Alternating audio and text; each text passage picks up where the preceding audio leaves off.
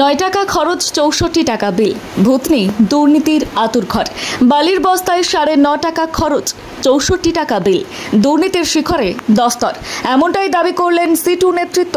ভূতনির কাটাবাদ পরিদর্শনে বামফ্রন্টের প্রতিনিধি ক্ষোভ উগরে দিলেন ভূতনি। এবার জলে ভাসলে সেচ দফতরের প্রতিনিধিদের এনে জলে ডোবাবো হুঁশিয়ারি দিলেন তিনি। সিটু জেলা সম্পাদক দেবজ্যোতি সিনহা। গঙ্গা কালুটন টোলায় 3 থেকে 400 মিটার দূরত্ব হচ্ছে বাঁধে। বালি মাটির কাজ হয়েছে, জমি টাকা দিচ্ছিল না, থরবরি খাড়া বড়ি থর। ইরিগেশন ডিপার্টমেন্টের এই বর্ষাকালে কাজ করতে এত আগ্রহ কেন? দালালি।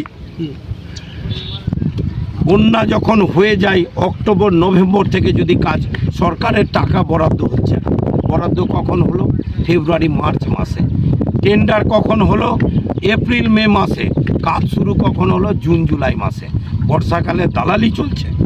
এগুলো দালালি বন্ধ করতে হবে। বাঁধের যে কাজ করেছে সেই কাজটা হচ্ছে ওদিক দিয়েও জল ঢুকার আশঙ্কা আছে, আর এখানে ফুলহর নদীর জল বাড়ছে। কখনো গঙ্গা আপে থাকে, কখনো ফুলহর আপে থাকে। এই জল যদি বাড়ে, এই যে একটা বাঁধ পড়েছে, এগুলো সব হচ্ছে নাটক। উল্লেখ্য 2024-এর বন্যায় অতিরিক্ত জলের চাপ কমাতে দক্ষিণ চণ্ডীপুর এলাকায় স্থানীয়রা বাঁধের কিছু অংশ কেটে ফেলে।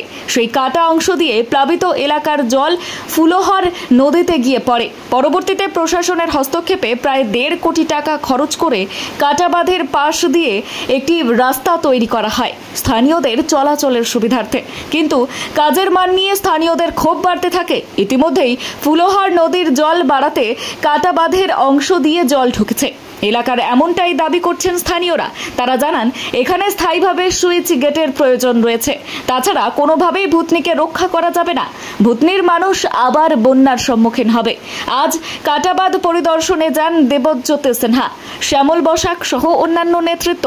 পরিদর্শন শেষে তিনি জানান কিছু মানুষ ভূতনিকে ডুবাতেই আগ্রহী। গতবারের কোটি কোটি টাকা লুট হয়েছে এই বন্যাকে সামনে রেখে। এরা শেষ করতে চাইছে ভূতনিটা। কোনোদিন স্যার ভালো করে বাঁধটা করছে না। এই যে দেখেন স্যার, বাস্তাতে কোনো মাটি নেই, অল্প টুকু মাটি দিয়ে বাস্তাটা স্যার রিপেয়ারিং করছে। আজকে জল ঢুকছে, এখনো জল ঢুকছে স্যার। ধরে দেখেন ওখানে জল ঢুকছে, ফুলহরের জল ঢুকছে। হ্যাঁ, এই যে ফুলহরের জল যাচ্ছে গ্রামে ঢুকছে। হ্যাঁ, এই ভিতরে ভূতনিতে। হ্যাঁ, ভূতনি। এই যে জলটা কমে আছে, দেখছেন, দেখুন এগুলো সব ভরেছিল, আরো জলটা যাচ্ছে। কি হতে পারে এইভাবে জল ঢুকলে? কি হতে পারে? জল ঢুকলে তো স্যার গোটাই ভূতনি প্লাবিত হয়ে ফের কোন যে দশা ভূতনি খারাপ হয়ে যাবে স্যার, অনেক দুর্নীতিপূর্ণ। এই কাজ করে কি লাভ হয়েছে? না, এই কাজ করে স্যার লাভ হয়নি। কি চাইছেন? আমরা তো চাইছি ভূতনিতে যাতে লোক গেট করে দিত, কিনাতে আমাদের ভূতনির বাঁচাও থাকলে, আর গঙ্গাটা যদি বেঁধে দিত। জেনারেটর, খিচুড়ি, নৌকার বিল লক্ষ লক্ষ টাকা হয়েছে, যা দুর্নীতি প্রকাশ্যে। আমরা চেয়েছিলাম কাটাবাদ অংশে সুইচ গেট হোক, কিন্তু তার পরিবর্তে 20খানা পাইপ দিয়ে সাধারণ রাস্তা নির্মাণ করা হয়েছে, যা বন্যার জল কোনোভাবেই থামাতে পারবে না। আগামীতে বৃহত্তর আন্দোলনের হুঁশিয়ারি দেন তিনি। Bureau report, news hunt TV. দক্ষিণ চণ্ডীপুরে আছি, কালকে কালুটন টোলায় যাব, আর পরশুদিন হচ্ছে গোপালপুরে যাব।